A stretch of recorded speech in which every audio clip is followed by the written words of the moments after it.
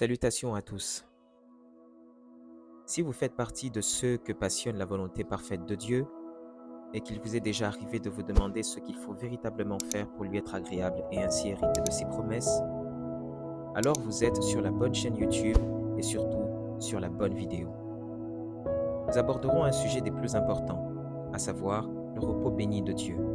Un sujet fondamental à connaître et à vivre impérativement, sans quoi il vous sera impossible de profiter pleinement de votre vie chrétienne et de jouir des privilèges qu'elle renferme.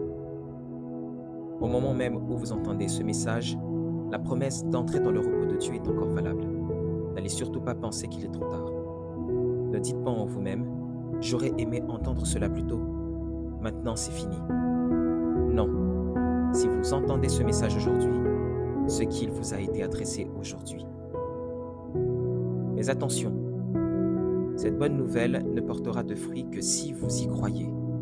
Sinon, elle vous sera inutile, même si vous la comprenez parfaitement. Hébreux 4.2 nous avertit. Cette bonne nouvelle nous a été annoncée aussi bien qu'à eux. Mais la parole qui leur fut annoncée ne leur servit de rien, parce qu'elle ne trouva pas de la foi chez ceux qui l'entendirent. Le repos de Dieu ne bénéficie qu'aux croyants, à celui qui croit que Dieu agit encore aujourd'hui et que son œuvre est suffisante. Et lorsque vous y croyez, cela vous rend actif pour demeurer dans le repos, c'est-à-dire déterminé à ne pas en sortir, quoi qu'il arrive.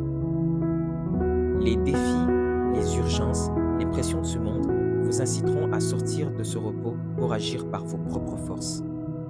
Mais le repos de Dieu ne signifie pas l'inactivité. Il signifie cesser d'agir par soi-même, parce que l'on croit que Dieu a déjà tout accompli. La foi déclare et reste ferme sur l'œuvre achevée. La loi vous montre ce qu'il vous faut faire. La grâce vous montre ce qui a déjà été fait. Entrer dans le repos de Dieu, c'est accepter l'invitation divine à se reposer sur ce qu'il a accompli et non sur ce que vous devez accomplir. Ce repos est un lieu spirituel, là où Dieu habite, là où ses bénédictions sont permanentes. Même s'il y a des tempêtes autour de vous, elles ne pénètrent pas ce lieu de paix. Un homme qui se repose en Dieu peut traverser des eaux agitées le cœur tranquille.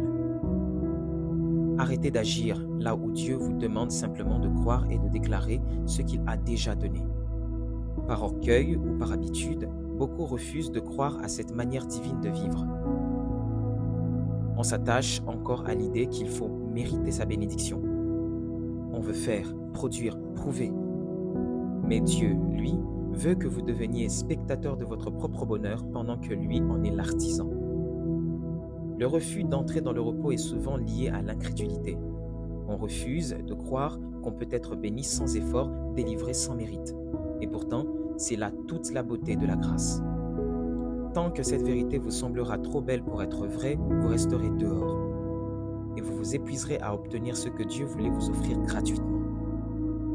Si vous entendez cette parole aujourd'hui, n'endurcissez pas votre cœur. Rejetez cette manière de penser humaine et embrassez la logique divine, celle des œuvres déjà accomplies à recevoir par la foi. Le but de Dieu n'est pas simplement que vous receviez les promesses, mais que vous les receviez sans effort, comme une démonstration de son amour parfait. Si vous pensez que c'est par vos longues prières, vos jeûnes, vos heures d'études et vos sacrifices que Dieu vous bénit, alors même si vous obtenez quelque chose, vous aurez manqué l'essentiel. Ce n'est pas la promesse obtenue qui compte, mais comment elle a été obtenue. En honorant l'œuvre de Christ, vous recevez tout sans effort et vous pouvez abonder en actions de grâce. Le repos béni de Dieu vous débarrasse des labeurs et des luttes humaines pour obtenir ce que Dieu a déjà prévu pour vous. Il est réservé au peuple de Dieu, à ceux qui veulent demeurer dans ce qui est déjà accompli. Comme Dieu s'est reposé après la création, nous sommes appelés à nous reposer dans l'œuvre parfaite de Christ. Pourquoi chercher à accomplir ce que Dieu a déjà parfaitement accompli? Celui qui se repose, comme Jésus, peut dormir en pleine tempête parce qu'il sait qu'il est dans les bénédictions éternelles du Père. Le repos n'est pas l'absence de troubles, mais la paix intérieure au milieu des troubles extérieurs.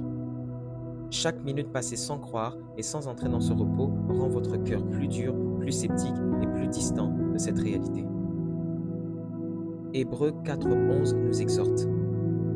Hâtons-nous donc d'entrer dans ce repos afin que personne ne tombe dans la même forme d'endurcissement. La parole de Dieu n'a besoin d'aucune aide pour produire ses effets. Elle est vivante, efficace et tranchante. Hébreux 4,12 dit clairement « Car la parole de Dieu est vivante et efficace, plus tranchante qu'une épée quelconque à deux tranchants, pénétrante jusqu'à partager âme et esprit, jointure et moelle.